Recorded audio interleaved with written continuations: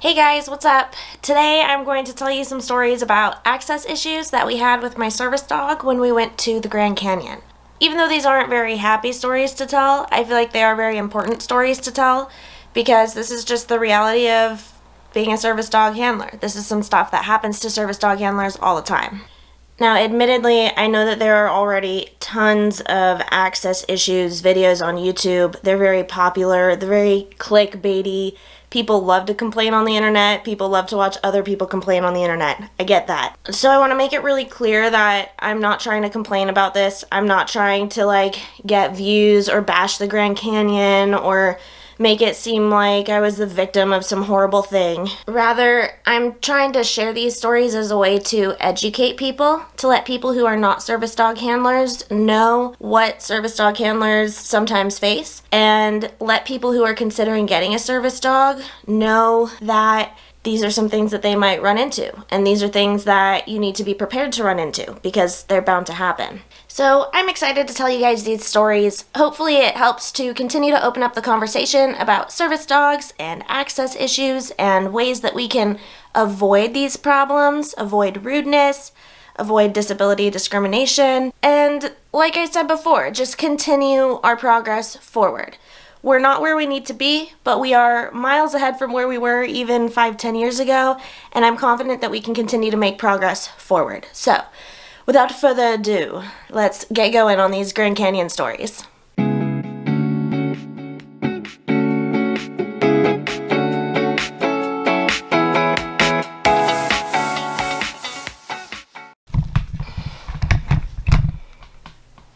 As any good storyteller would, I'm going to start by setting the scene. It's 2019. The Rona has not come out yet. We've been living in an RV for way too long. We had been on the road visiting dozens of parks for over a month. We'd already been to, I think, 6 of the 8 states that we ended up visiting. We'd been to maybe 6 to 10 different hotels, dozens of cafes, probably 10 to 20 museums, an ATV tour, and a circus in Vegas. Yeah, Buddy did Vegas. And that entire time, the only hint of an access issue that we had was one time at a hotel where the employee was a little bit hesitant, but then we politely explained the service dog laws and she was like, okay, and that was it. So, leading up to the Grand Canyon, really nothing but great experiences. For the most part, we didn't run into that much, which I'm really glad about because we went to a lot of state and national parks, and I would really hope that the state and national parks are disability friendly. So it was really shocking when we got to the Grand Canyon and we ran into all sorts of problems. First thing you do when you get to a new park, of course, go to the visitor center. Figure out what hikes need to do. Find out what's most exciting or what's most popular. See what the guides recommend. So Grand Canyon, no exception. We were living in the RV, so we slept right outside the park in BLM land. Drove in first thing in the morning. We're all excited to go to the Grand Canyon. The Grand Canyon was the park that I was most excited to go to on this entire road trip. I told Brian, if there's nothing else that we do, I need to see the Grand Canyon. I have always wanted to see the Grand Canyon. So it's ironic that this is the one that ended up being the worst experience for us. But anyway, we're going to the visitor center. We're excited. I'm excited to finally be there, see this thing. Walk in. There was a lady, what are they called? I guess they're like not tour guides, but I guess she'd be like a ranger. Anyway, she's just one of the helper ladies who works in the visitor center. And she had one of those iPad survey things, and she was facing away from us doing something on this iPad, not with anyone, she was just by herself. And we walked in behind her, and without even turning around to look at us, she said, "No dogs allowed." And I said to her back, "He's a service animal." And she said, "Oh, what's he for?" And I said, "Medical alert." And then she, still on her iPad, asked a couple more questions that are a little bit invasive and totally not okay to ask. And it made us a little bit uncomfortable, especially because I was a relatively new service dog handler at the time. I still consider myself a pretty new service dog handler. And I shouldn't have answered the questions, but I did answer the questions because I was put on the spot and I didn't want us to both get kicked out because of this. So I was like, fine, I'll just go ahead and answer the questions. And the whole time we were having this conversation, she never even bothered to look over at us. So it was just a really impersonal and uncomfortable encounter with this ranger, and it wasn't the best start to the day. They do have like stuff set up in the visitor center that you can go around and look at. There are brochures, there are sometimes models, there's a gift shop usually.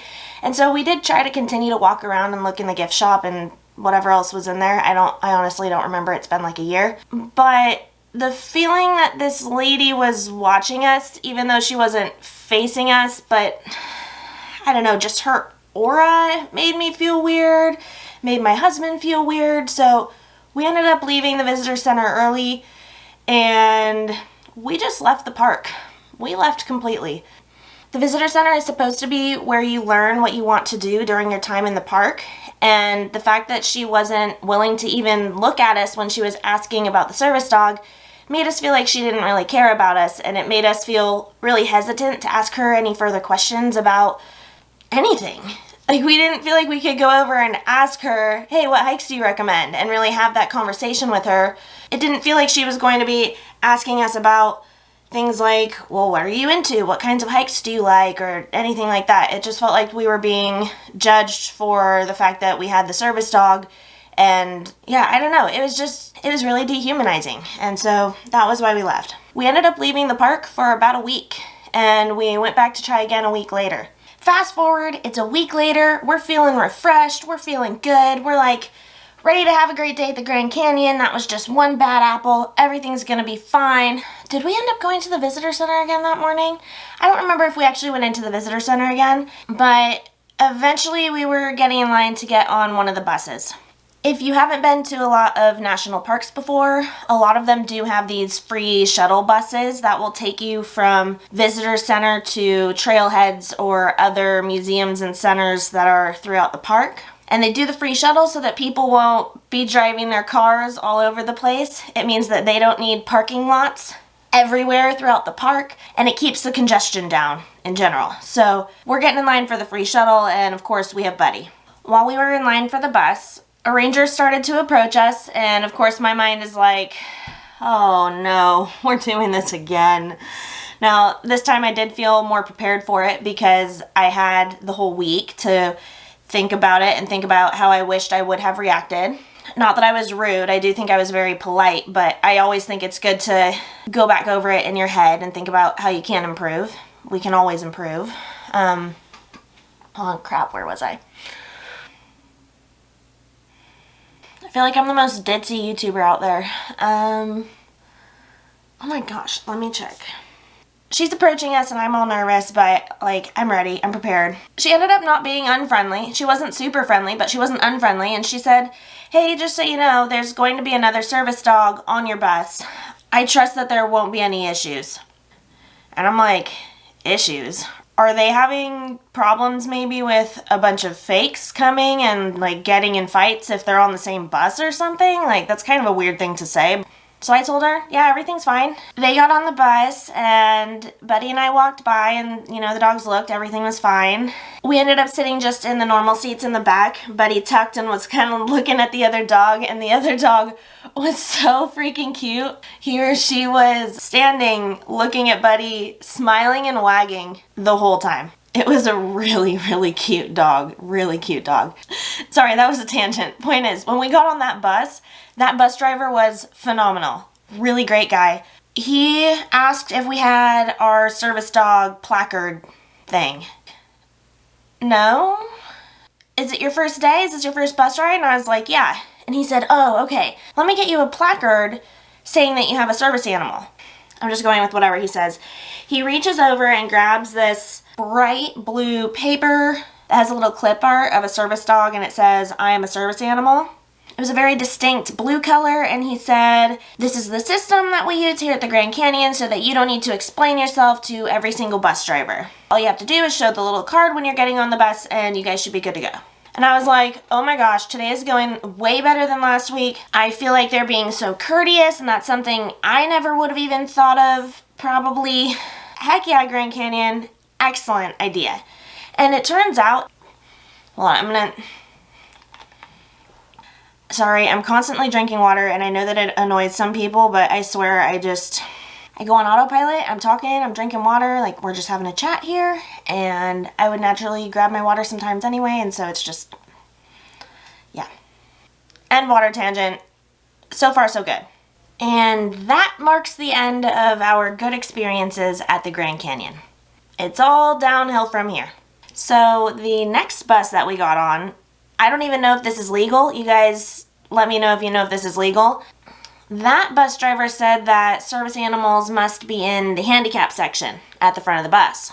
I don't think that they're allowed to dictate where you sit in a bus unless it's like a safety or a space issue.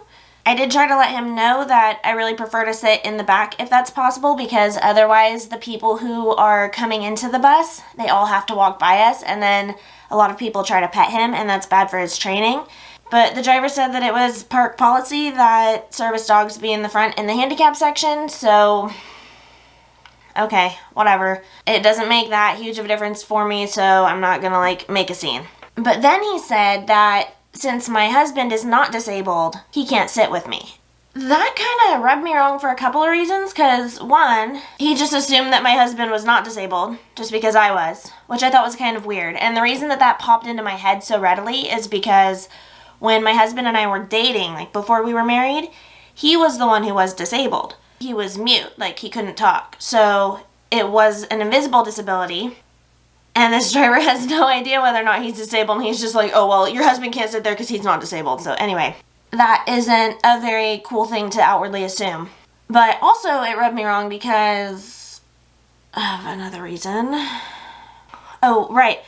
Because he didn't know exactly why I had the service dog, and I think for a lot of people who are disabled, or for a lot of people who have episodes, it's really cool to keep their person with them, to keep them safe, to keep them comfortable, to be able to help them mitigate symptoms if they come up, or to hold the service dog if the person passes out, or, yada yada. My husband and I both appear extremely healthy. For the most part, we are, but the assumption is hard. Having the disability be invisible is hard because you are taken less seriously. People aren't aware of how serious a normal-looking person can get suddenly.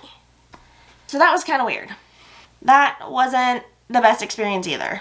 This is a very difficult time to be filming because even though I'm feeling really happy and chatty, I'm also having trouble moving my mouth and I just feel really sick. So it's kind of a strange time to be filming. Next bus, or at least a later bus. We get on, I show the placard, everything's fine. And since that other bus driver told me that it was policy that I had to be in the handicap section, I sat down in the handicap section. The handicap section on this bus had the seats facing each other, facing inward. Buddy's sitting next to me. There wasn't room under the seats for him to tuck, so he was just in front of me. Super skinny aisle, because it's just a bus. With my husband and I both trying to block people from petting the dog, we could not get people to stop petting the dog. My husband was slightly in front of him, and then I was right behind, and then Buddy's head was under both layers of our hands, and people were reaching all the way through our hands, even with both of us saying, don't pet, don't pet, don't pet, don't pet. Oh geez, I've got a plant coming out of my head.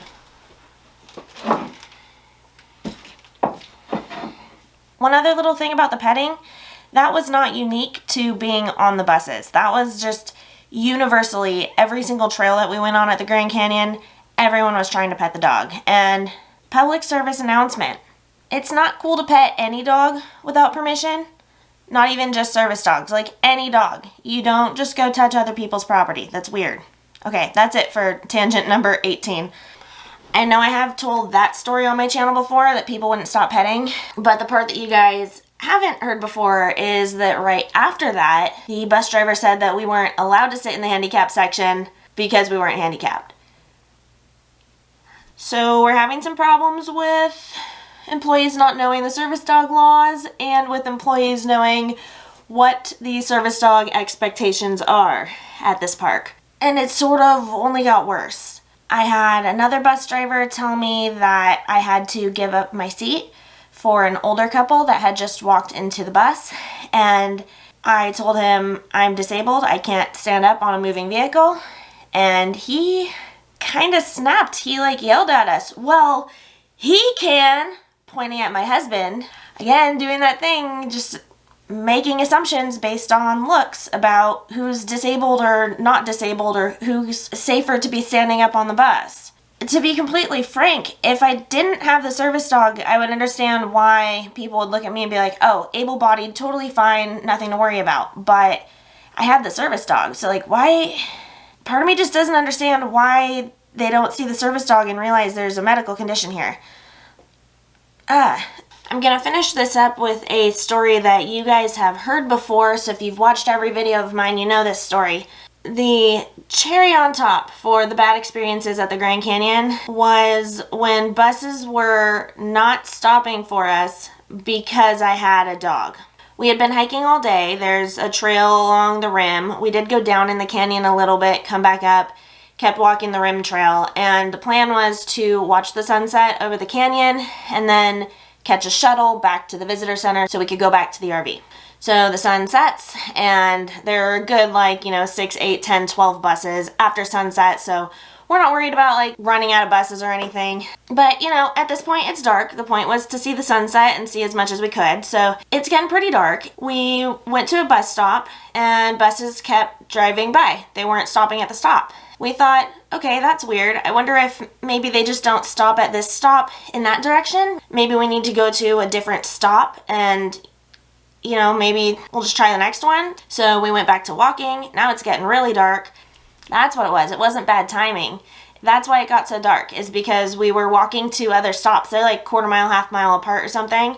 We kept walking to different stops to try to see if maybe we were just at the wrong stops. Okay, so anyway, we're sitting at the stop and bus is going by again. At this point, we start getting a little bit worried because the buses only run so late. We didn't want to get stuck out in the middle of the forest. So we're like, what the heck? Why aren't the buses stopping? So we start going into hitchhiker mode. We're putting our thumb out. We're like, hey, we're waving our hands. We're kind of out in the road. They're dodging us all the time. So at this point, we're literally trying to flag down every single bus that we can. And Brian, my husband, saw a bus coming from the distance, but it was coming in the other direction. So finally, oh my gosh, the baby's kicking. It's so distracting. Do you see her moving?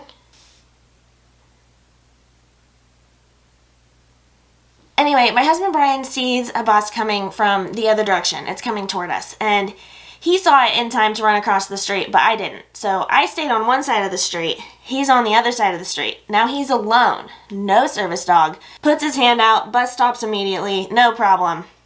I come across the street with the service dog while the bus is stopped. And the darn driver, instead of being like, "Oh, is your dog a service animal?" Because I'm holding up the service animal card, he goes, "No dogs allowed." I'm like, man, has it been the same guy driving by us this entire night, just avoiding us because of the dog, because he thought that we weren't allowed on the bus anyway because we had a dog? The possibilities are endless in your head when this is going on. We're pretty frustrated at this point because it had been so long trying to hail a stinking bus. Anyway, back to, I say he's a service animal, and then we're let back on the bus. I can only speculate that was what was happening to us, that was why all those other drivers were going around us, but I honestly can't think of another reason why they would be going around us. The shuttle is free. The shuttle's not on a set time. You don't need a ticket for it. There isn't anything weird, you just go to the shuttle stop and it's supposed to pick you up. So if you can think of another reason for why all these buses didn't stop for us when we had the dog, let me know, but I can't think of any reason why that would be happening to us. So even though we went back again with fresh eyes a week later, we still left the park with a little bit of a disappointed feeling that we got treated differently because of the service dog. I do realize that some of these stories could be grumpy people treating me poorly about the service dog, not grumpy people treating me poorly because of the service dog, but I do feel reasonably confident that at least some of this is because of Buddy, because all of the subject matter was about disability or the service dog just bluntly. And also, when I don't have Buddy, I don't get treated like this, I also think it's important for me to reiterate that I'm not posting this to complain or to bash the Grand Canyon or to turn this into a woe is me situation, because that's not how I feel about it. We did have a great time at the Grand Canyon. It was a beautiful place, and there were a lot of really great tour guides and some bus drivers that were really friendly and welcoming to us, like the first one. But it is really important for these stories to get out there. This stuff is really important to talk about in a calm and reasonable, rational manner, because that is the only way that we can move forward. This park really stands out in my mind, though, because the other parks, we didn't have these problems. The other parks, like Bryce was phenomenal. At Bryce, we were looking forward to getting onto every single bus because the bus drivers were so interesting and so friendly. So we know that there are some parks that have this right. We know that there are some really great organizations who know exactly how to be. So there is hope for a lot less access issues in the future, and there is hope that we can get there without screaming and without getting super angry about it. I hope you guys are with me on that one. I hope you understand what I'm saying. Anyway, kind of an abrupt way to end this, but that's all I've got. Make sure that you hit like, subscribe, comment below with your experiences, and yeah, I will see you guys next week. Hope you have a good weekend.